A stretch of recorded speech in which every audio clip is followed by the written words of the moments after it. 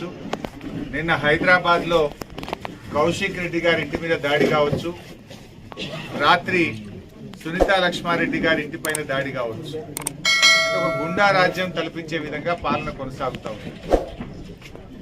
తెలంగాణకున్న మంచి పేరు మంట కలిపి ఇలా బీహార్ లాగా ఒక రాయలసీమ ఫ్రాక్షనిజం లాగా ఈ రాష్ట్రాన్ని రేవంత్ రెడ్డి గారు నడుపుతా ఉన్నారు.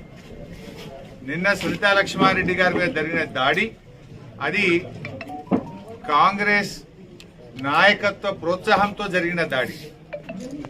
ఈ నియోజకవర్గ కాంగ్రెస్ నాయకులు కావచ్చు, రేవంత్ రెడ్డి గారు మాట్లాడే మాటలు, ఆయన రెచ్చగొట్టే విధానాల వల్ల జరిగినటువంటి దాడిగానే బీఆర్ఎస్ పార్టీ చూస్తుంది.